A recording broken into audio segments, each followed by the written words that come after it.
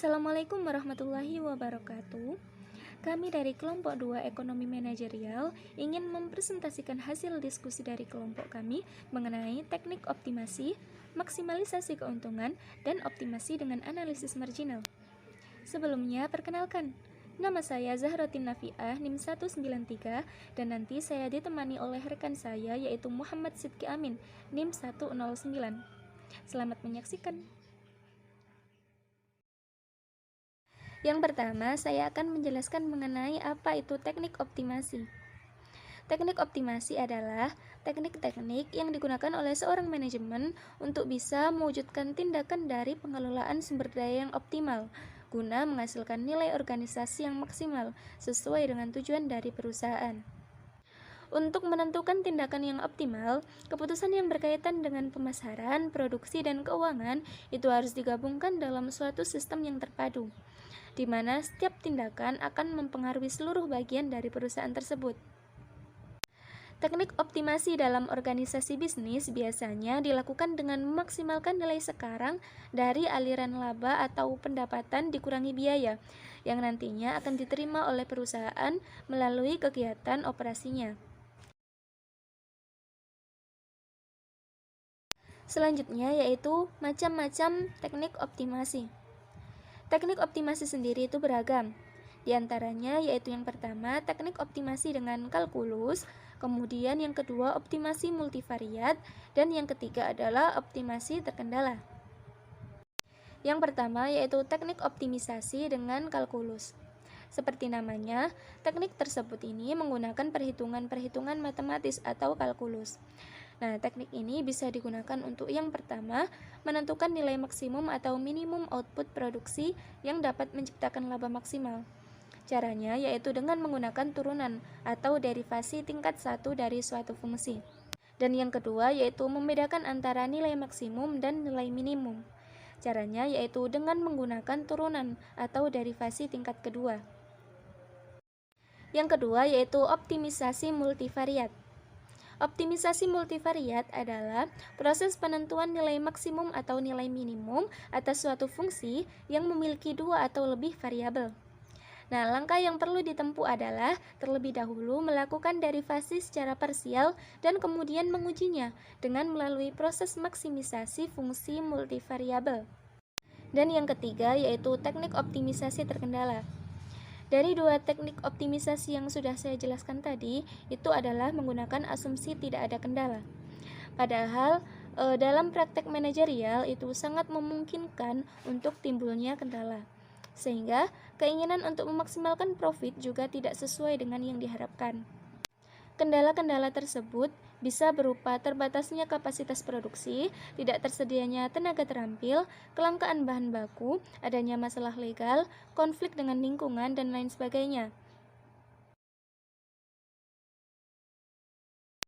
Selanjutnya yaitu pengertian dari maksimalisasi keuntungan. Keuntungan atau laba adalah tujuan utama suatu pengusaha dalam menjalankan usahanya. Proses produksi dilakukan seefisien mungkin dengan tujuan untuk meningkatkan keuntungan.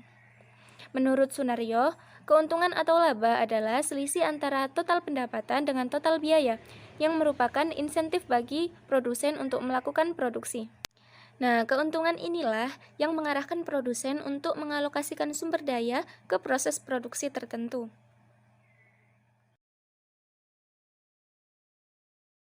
Baik, selanjutnya saya akan jelaskan tentang pendekatan yang digunakan dalam menentukan keuntungan maksimal. Yang pertama ada pendekatan totalitas. Implikasi dari adanya pendekatan totalitas ini di mana perusahaan menempuh strategi penjualan maksimum atau maksimum selling. Karena makin besar penjualan, maka semakin besar laba yang diperoleh. Hanya saja sebelum mengambil keputusan, perusahaan harus menghitung berapa unit output yang harus diproduksi untuk mencapai titik impas. Kemudian besarnya output tadi dibandingkan dengan potensi permintaan efektif.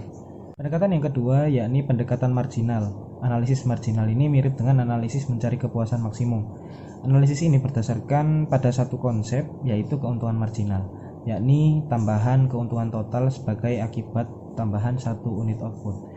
Untuk mencari jumlah output yang menghasilkan keuntungan maksimum dapat digunakan patokan sebagai berikut. Jika keuntungan marginal masih positif dengan menambah 1 unit output, maka output harus ditambah, dan apabila keuntungan marginal negatif dengan menambah 1 unit output, maka output harus dikurangi sampai keuntungan atau laba marginal sama dengan 0. Yang ketiga ada pendekatan rata-rata. Motivasi bagi produsen untuk melakukan kegiatan ekonomi adalah memperoleh keuntungan yang merupakan kepentingan perusahaan individual atau pribadi. Lebih lengkap lagi, yang menjadi kepentingan pribadi tersebut adalah keinginan memperoleh keuntungan yang sebesar-besarnya dari sumber-sumber ekonomi yang sudah tertentu yang dialokasikan dalam kegiatan produksi. Dengan demikian, tujuan untuk mendapatkan keuntungan sebesar-besarnya merupakan asumsi dalam menganalisis perilaku produsen. Sekalipun paradigma untuk memperoleh keuntungan yang maksimum sudah bergeser pada paradigma penetrasi pasar atau yang berorientasi pada pasar, paradigma optimalisasi secara teoretik dapat dipertahankan karena akan memberikan dasar secara logis dalam analisis ekonomi. Di samping itu, dalam persaingan sempurna terdapat begitu banyak penjual atau produsen, prinsip optimalisasi penggunaan sumber ekonomi merupakan hal yang masih dipertahankan. Dalam praktek, pemaksimuman keuntungan bukanlah satu-satunya tujuan perusahaan. Ada perusahaan yang menekankan kepada volume penjualan, dan ada pula yang memasukkan pertimbangan politik dalam menentukan tingkat produksi yang akan dicapai. Efisiensi di bidang keuangan memberikan pengaruh pada operasi perusahaan sehingga akan meningkatkan efisiensi operasional dan efisiensi investasi yang pada akhirnya akan dapat meningkatkan laba perusahaan. Dengan menghasilkan laba, perusahaan dapat mempertahankan pertumbuhan perusahaannya sehingga dapat bersaing dengan perusahaan-perusahaan lain, karena laba tersebut dapat ditanam kembali dan digunakan untuk mempertahankan atau meningkatkan pertumbuhan perusahaan, seperti halnya industri lain. Tiap industri juga bertujuan untuk memperoleh laba dan mempertahankan kelangsungan hidupnya. Laba yang dihasilkan tidak terlepas dari beberapa faktor, antara lain jumlah produksinya, modal, dan total upah tenaga kerja.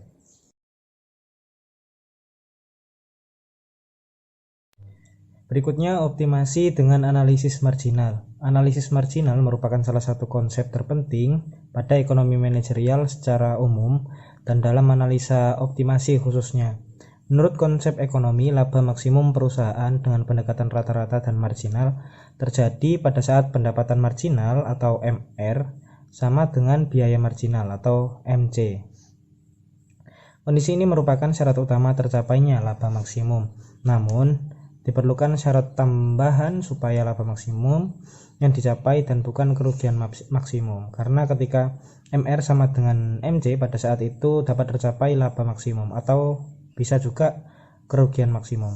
Sebagai syarat tambahan adalah bahwa pada saat itu MC harus memotong garis MR dari bawah. Dengan demikian laba maksimum tercapai pada tingkat output key. Bisa dilihat pada grafik di slide. Karena pada titik tersebut MC memotong MR dari bawah, sedangkan tingkat output atau quantity yang juga menentukan kondisi MR sama dengan MC menunjukkan kerugian maksimum karena pada saat itu MC memotong MR dari atas. Menurut pendekatan ini, selama MR lebih besar dari MC akan menguntungkan bagi perusahaan untuk menambah output dan penjualan. Dalam kondisi ini, pendapatan total masih bertambah lebih besar daripada tambahan biaya total ketika outputnya ditambah. Dengan demikian, laba juga tetap akan meningkat. Hal ini merupakan salah satu konsep terpenting dari pendekatan marginal, yaitu selama keuntungan marginal atau marginal benefit suatu kegiatan melebihi biaya marginal, maka akan menguntungkan bagi suatu perusahaan untuk meningkatkan aktivitas perusahaan tersebut.